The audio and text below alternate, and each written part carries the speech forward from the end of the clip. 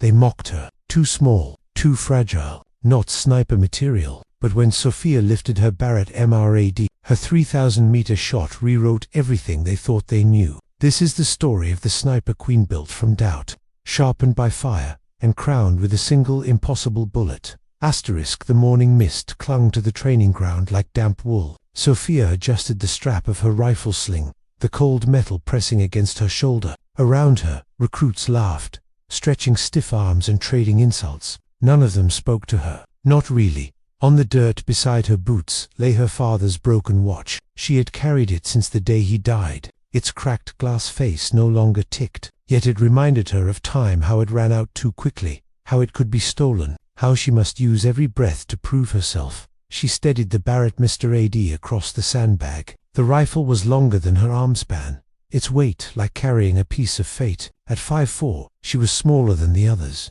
Quieter too. They called her porcelain doll behind her back. She heard it, she remembered. Still here, Martinez. Sergeant Williams' voice cut across the range. His boots crunched on the gravel dot. She wiped sweat from her brow. Just trying to get better, Sergeant. He looked through her scope, whistling low. Her shots hugged the inner ring at 800 meters. Not gifted, huh? Martinez, I've trained snipers 15 years. You're a natural. Her lips pressed tight. Natural. No, she was made hammered by years of shadows. Her brothers, Miguel, Carlos, Diego, had worn crowns already: quarterback, engineer, marine. She had only the broken watch. Tomorrow, visitors were coming. Elite snipers. Captain Blake Morrison. Men who had carved reputations on shots, whispered about in secret. They would test the candidates. And Sophia, she knew what they saw when they looked at her. Small, quiet, a shadow. That night, as others slept,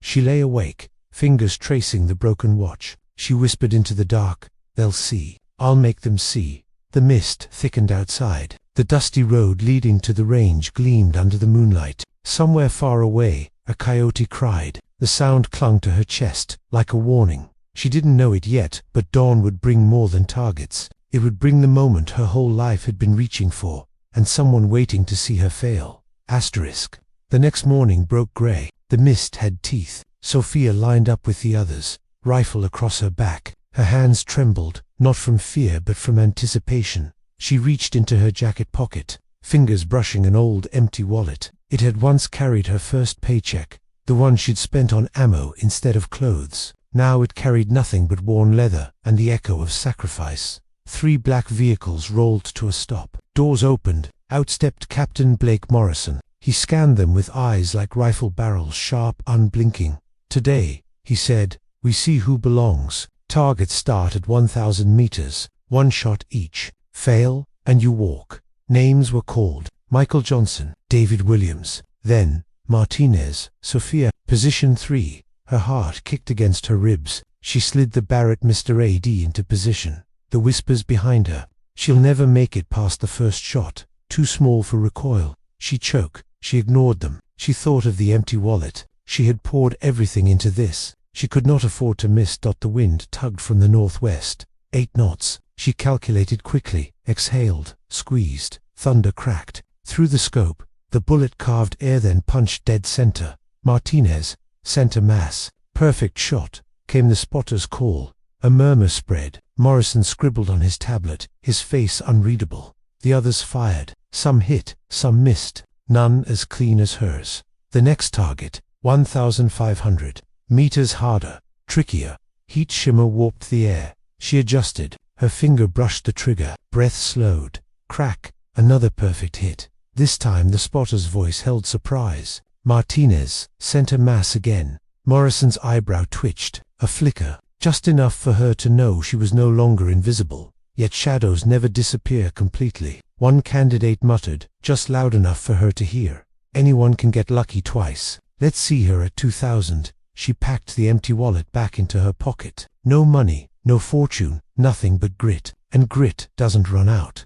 The targets were moving farther away, but so were her doubts. And as the range stretched to 2,000 meters, someone else was stretching for a way to break her before she proved them all wrong.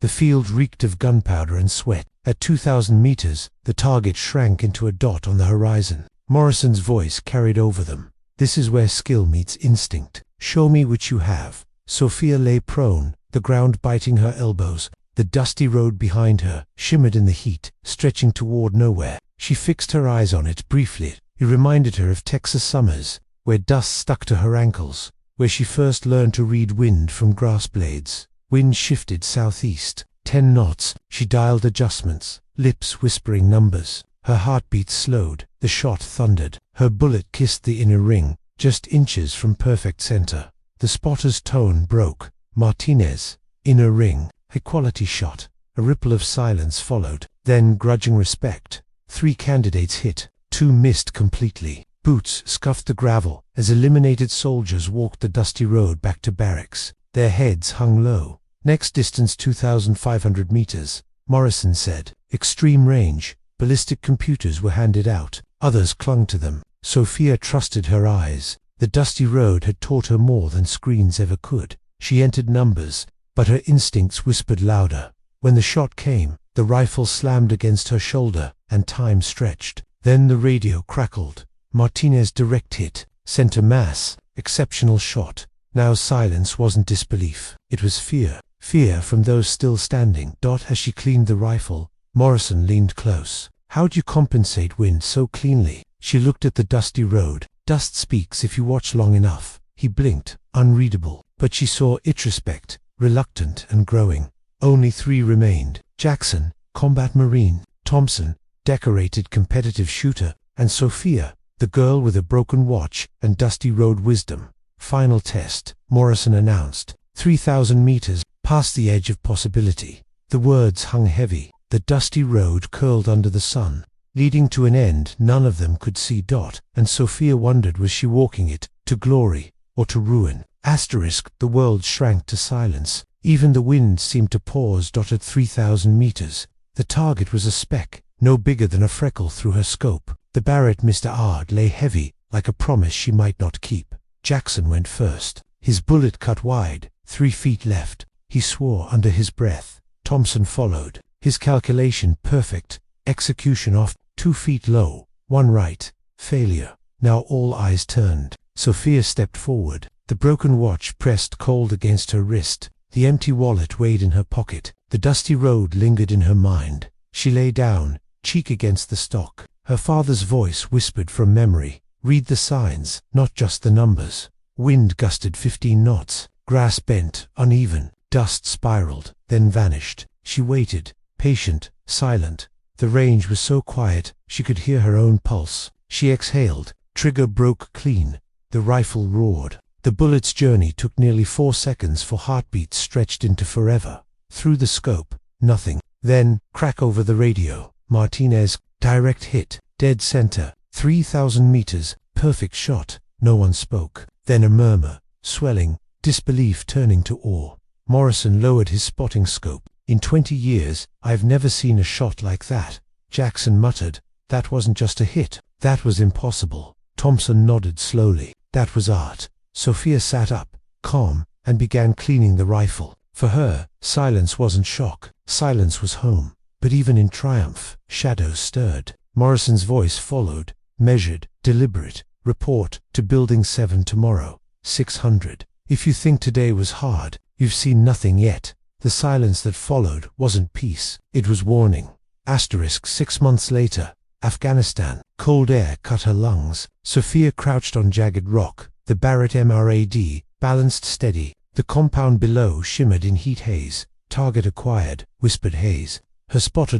She adjusted scope, reading wind, watching dust lift and vanish. She murmured, range 2-8-4-7 meters. Wind variable, heat, distortion rising. Copy. Morrison's voice crackled. Engage when ready. Clean shots only. Her finger brushed the trigger. She thought of Nevada desert drills, of proving herself in silence, of nights she had nearly collapsed under weight no one saw. She thought of the broken watch, of hours gone, the empty wallet, of sacrifices made, the dusty road, of journeys endless. The rifle roared. Through scope, target dropped. Clean, silent, perfect. Target down. Hayes confirmed. No collateral damage. Radio hissed. Mission complete. Extraction alpha. But as she packed her gear, Morrison's words cut in. Lower.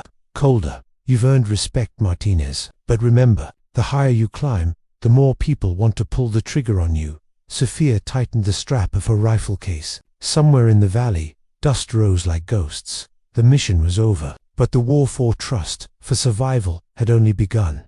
The Afghan mountains stretched endless, peaks bleeding gold under dawn. The team moved out, boots crunching frost. Sophia carried the MRAD like part of her body. The broken watch pressed at her wrist, still silent, still broken, yet it ticked in her veins now. The empty wallet weighed, not with nothing but with the proof of what she had bought. Her place, her name, asterisk,